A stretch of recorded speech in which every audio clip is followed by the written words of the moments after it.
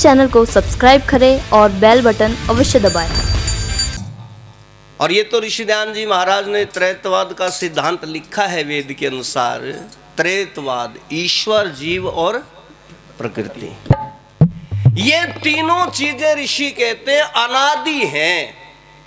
लेकिन इन अनादि वस्तुओं के अंदर भी अलग अलग गुण हैं। भाई सुनो मुनि जी, बात ना करो, सुनो। ऋषि दयानंद जी महाराज वेद के अनुसार लिखते हैं कि ईश्वर, जीव, प्रकृति जो तीनों अनादि सत्ताएं। अनादि का मतलब क्या है? जो कभी ना बनती है और ना कभी बिगड़ती है। सीधा सीधी सी बात होगी। ये ना कभी बनती है ना कभी बिगड़ती है, इसलिए तीनों क्या है? अनादि हैं। ये सदा से चली आ रही और सदा तक रहेंगी, कभी इसका नाश नहीं होगा। तो ऋषि दयानंद जी महाराज कहते हैं इनमें थोड़ा थोड़ा सा भेद है। और थोड़ा क्या, वैसे तो बहुत बड़ा भेद हो जाता है। इसमें जो प्रकृति है, प्रकृति क्या है? वो सत्य है। इसके अंदर दो गुण जो आत्मा और परमात्मा वाले हैं वो इसमें नहीं है। ये क्या है? ये केवल सत्य है, ये है, बस इतना ही है। अच्छा, जीवात्मा में प्रकृति से गुण ज्यादा है, वो सत्य भी है और चित्त भी है। चित्त का मतलब चेतन। ये प्रकृति केवल जड़ है, लेकिन जीवात्मा के अंदर चेतनता है। और जो परमात्मा है उसमें इन सब से एक गुण और ज्यादा है। परमात्मा सत्य भी है, परमात्मा चेतन भी है। और आर्यो कह दो अपनी जुबान से, परमात्मा आनंद स्वरूप भी है। आनंद अगर किसी के पास में है तो केवल परमात्मा के पास में है। कितनी बढ़िया मिठाई खा लो आप, उसमें आनंद नहीं है। कितना सुंदर कपड़ा पहन लो, आनंद नहीं है। कितनी बढ़िया से बढ़िया गाड़ी में बैठ जाओ, आनंद नहीं है? आनंद तो केवल परमात्मा के पास में है। और आनंद वो वस्तु है, वो चीज है जिसको योगी लोग भी अपनी वाणी से जिसका बखान नहीं कर सकते। आनंद तो अनुभव करने की चीज है बस। इसलिए परमात्मा के अंदर ये गुण है, वो चेतन है, वो आनंद स्वरूप है, वो निराकार है। ये 22 विशेषण, इन सब की चर्चा करूंगा तो टाइम बहुत ज्यादा लगेगा। लेकिन एक को ही हम ध्यान से सुन लें कि परमात्मा आनंद स्वरूप है। ये बहुत बड़ा गुण है और भक्तों को भी आनंद देता। देखो, केवल अपने आप आनंद लिए जावे हैं। एक आदमी दुकान पे मिठाई खा रहा और मिठाई खाते हुए मजे ले रहा, लेकिन बराबर में बैठा एक बेचारा गरीब देख रहा, उसको मुझे भी एक टुकड़ा मिल जाए तो आनंद आए, मुझे भी मजा आ जाए है? पर परमात्मा ऐसा नहीं करता। परमात्मा खुद आनंद स्वरूप है और अपनी संतानों को यानी जीवात्माओं को यदि किसी में लेने की कैपेसिटी है, ताकत है, शक्ति है, तो उसको आनंद दे भी देता है परमात्मा। बस उसका बढ़ना पड़ता है, उसके समीप जाना पड़ता है। तो ये 22 विशेषण उसके अंदर बताए। और अगली कड़ी के अंदर क्या बता दिया? जिनमें थोड़ी भ्रांति होगी दुनिया में कि भाई परमात्मा ये है, उनकी मूर्तियां बना ली, लेकिन वेद कहता है वो तो केवल परमात्मा के गुणवाचक नाम है। कौन से हैं? लो सुनो।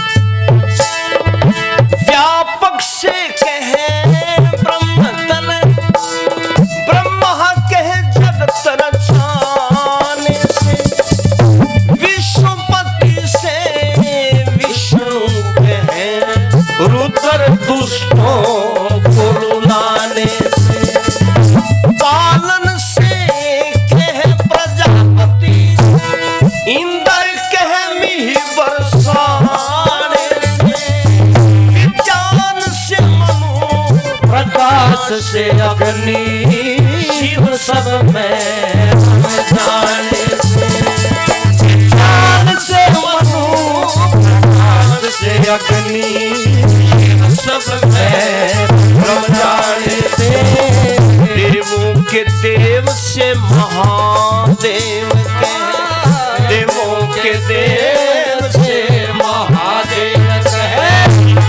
करे सुबह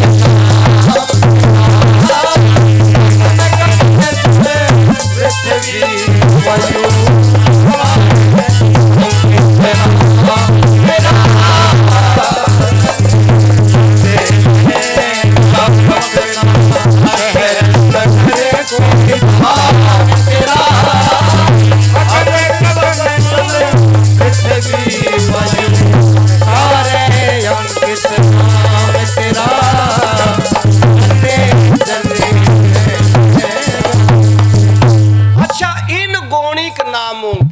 कुछ पाखंडियों ने भ्रांति पैदा कर दी। वेद तो क्या कहता है, व्यापक से कहे ब्रह्म तने ब्रह्मा के जगत रचाने से, विश्वपति से विष्णु कहे रुद्र दुष्टों को रुलाने से, पालन से कहे प्रजापति इंद्र कहे में वर्षाने से, और विज्ञान से मनु, प्रकाश से अग्नि, शिव सब में रम जाने से, और देवों के देव से महादेव कहें भजन करें सुबह शाम तेरा। परमात्मा का ही नाम शिव है, परमात्मा का ही नाम गणेश है, परमात्मा का ही नाम ब्रह्मा है, परमात्मा के नाम विष्णु है, वो सबकी पालना करता है। परमात्मा का ही नाम सज्जनों इंद्र है, क्योंकि वो वर्षा करता है। इंद्र बिजली को भी कहते हैं। ये जो आकाश में कड़कती है ना बिजली, इसका भी नाम इंद्र है। और ये बिजली कितनी महत्वपूर्ण है, जो डर जाती है और किसी के ऊपर पड़ जाए तो खत्म। लेकिन अगर ये आकाश में बिजली ना कड़के तो जो सूर्य की किरणें समुद्र में से पानी उठाती है ना, वो पानी कैसा होता है जी? खारा होता है, नमकीन होता है। लेकिन सूर्य की किरणें कड़क करके उस पानी को मीठा बना देती है। और इसका प्रमाण आप सीधा देख लो, अपने घरों में जो आरओ लगा रखे हैं वो यही काम करता है, जो आकाश की बिजली काम करती है।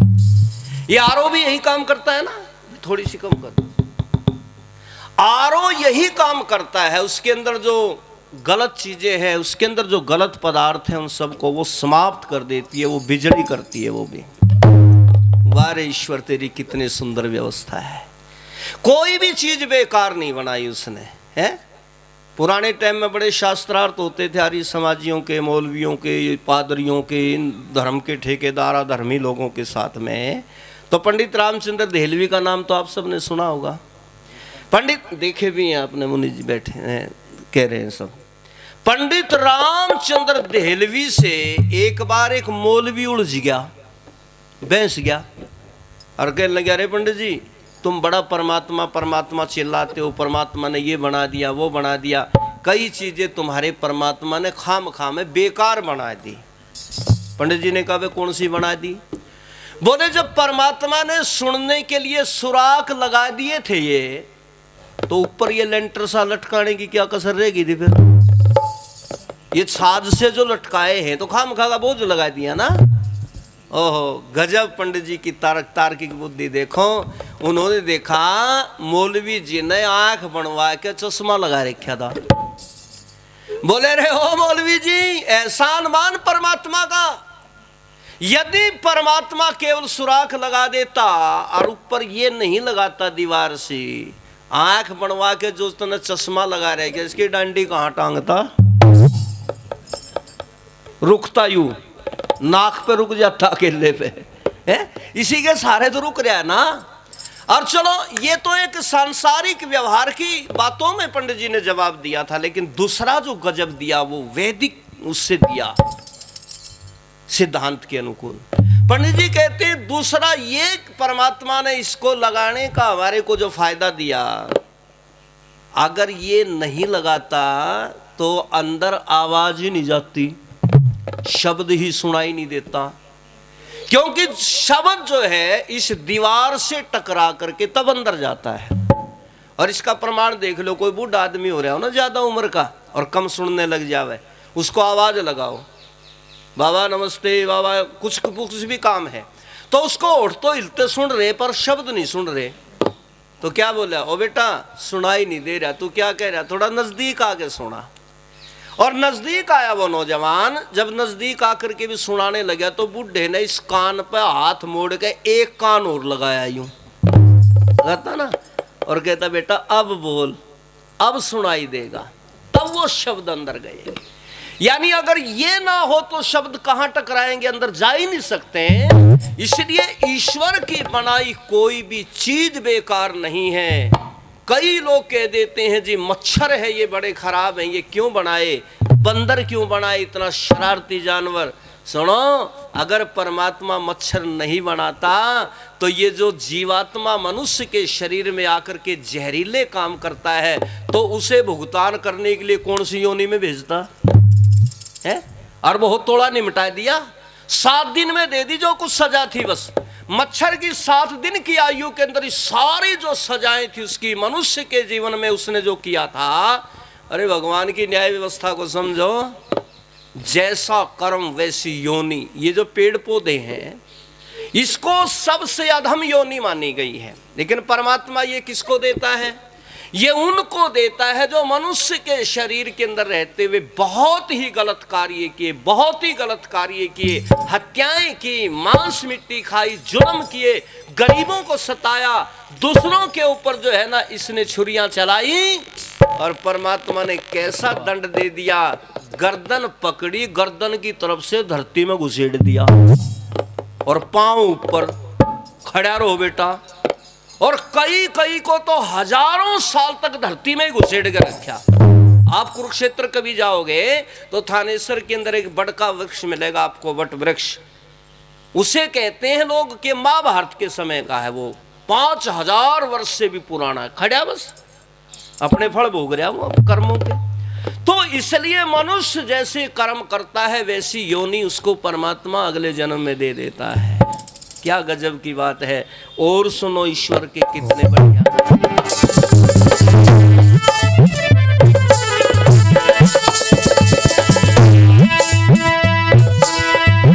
बड़ा होने से विराट कह सूक्ष्म से अदृष्ट सुखदायक से शंकर कहे, स्नेह से सखा गुप्त रहन से कुबेर कहे, बलवान से वायु भट्ट बने, श्रेष्ठ होने से वरुण कहे, यमदाता से बलिष्ठ कहे, श्रेष्ठ होने से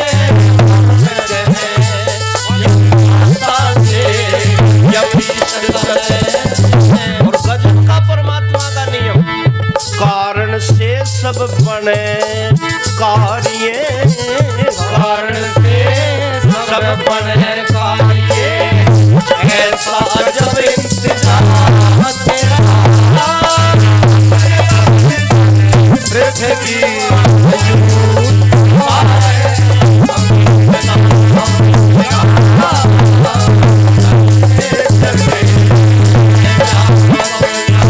शहर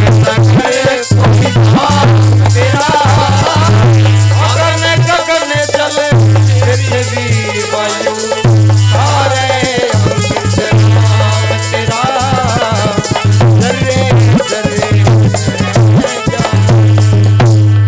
भाई। हमारे आदरणीय सौम्य मुनि जी ये 100 रुपये पुरस्कार के रूप में दे रहे हैं, आशीर्वाद रूप में, बहुत बहुत धन्यवाद। और महात्मा चंद्र मुनि जी आपने भी 100 रुपये पुरस्कार के रूप में दिए, धन्यवाद।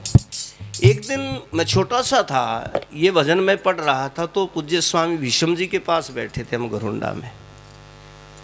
उस समय काफी वृद्ध हो चुके थे स्वामी जी। मैंने कहा स्वामी जी ये जो शब्द लिखा है, कारण से सब बने कार्य, ऐसा अजब इंतजाम तेरा, मेरी समझ में नहीं आया स्वामी जी, कारण से कार्य ये क्या है? अरे वाह, तो दार्शनिक विद्वान थे स्वामी जी महाराज था। उसने कहा बेटा रामनिवास, बिना कारण के कोई कार्य नहीं होता। मैंने कहा जी बताओ तो क्या नहीं होता? बोले अच्छा ये बताओ, बगैर स्त्री पुरुष के संबंध से संतान पैदा हो जाएगी? एक ही बात में सारी बात खुल गई, बस एक ही बात में खुल गई। मैंने कहा नहीं स्वामी जी, बोले बस यही है कारण से कार्य। किसान यदि खेत में गेहूं नहीं बोएगा तो गेहूं पैदा हो जाएगी क्या बेटा? मैंने कहा नहीं होगा जी। क्या होगा? मैंने कहा खरपतवार पैदा होगी फिर तो। बोले बेटा यही कारण से कार्य है। और आपने देखा होगा कवियों ने लिख दिया, सताना बुरा गरीब का साधु का भरा तरास, और जब सूरज गर्मी करे तो मी वर्षण की आस। सूरज जब गर्मी करेगा तभी वर्षा होने की आस होती है। भाई अब बारिश होगी, गर्मी होगी, तो कारण से सब बने कार्य, ऐसा अजब इंतजाम तेरा। आज खेत में गए बारिश के मौसम में तो धरती लाल लाल होगी, जमीन, कई बार आपने भी देखी होगी, जमीन लाल लाल होगी। अगले दिन उसी धरती को जाकर के देखा तो गिजाई चल रही, वहां से चले ना वो गिजाई सी, कई कई वो रेल की तरह।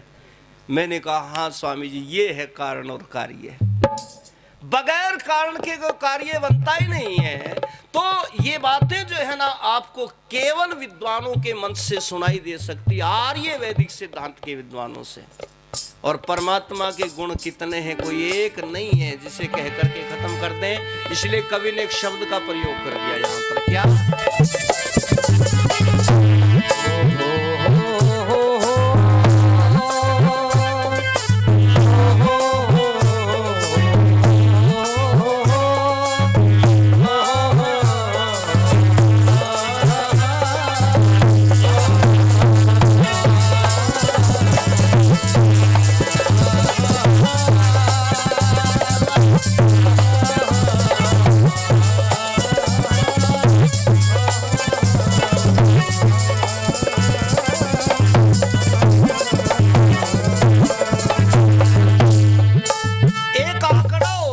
शब्द है हजार, और हजार को संस्कृत में क्या कहते हैं?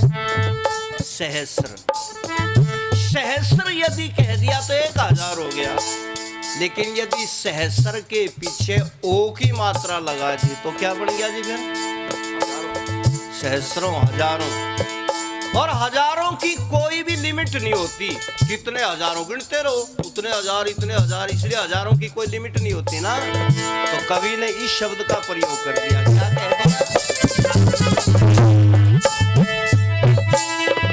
सहस्र नाम कर्म गुण से सृष्टि मर्याद सदा रहेगा। ओम नाम सर्वोत्तम तेरा सबके यार सदा रहेगा। दिन महीने साल सदी तो कल्प के बाद सदा रहेगा। वो पढ़ने में प्रकृति जीव और ब्रह्म या बात सदा रहेगा। और पढ़ने में प्रकृति जीव और ब्रह्म या बात सदा रहेगा। मंगल में स्थूल शरीर क्या नहीं रहता? मंगल में स्थूल शरीर वो कल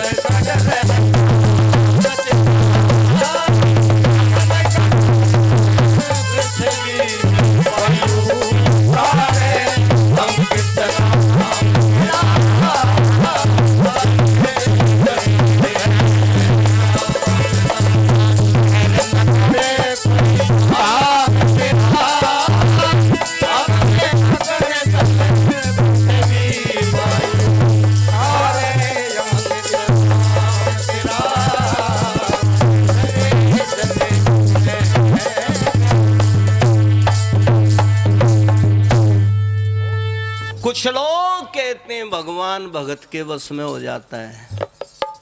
भगवान किसी के बस में नहीं। ये जो भगवान को भक्तों के बस की बात करते थे ना, जेल में जा लिए कई। अगर वश में होता तो जेल में क्यों जाते भाई? हैं? परमात्मा स्वतंत्र सत्ता है, उसे कोई वश में नहीं कर सकता। हम जीवात्माएं उसके वश में हैं। और वश में भी कितनी है? हमारे को कर्मों का फल देता है ईश्वर, जन्म देता है। बहुत सारी बातें हैं। खैर समय हो गया, पूरा बिल्कुल जो मुझे दिया था मुनि जी के द्वारा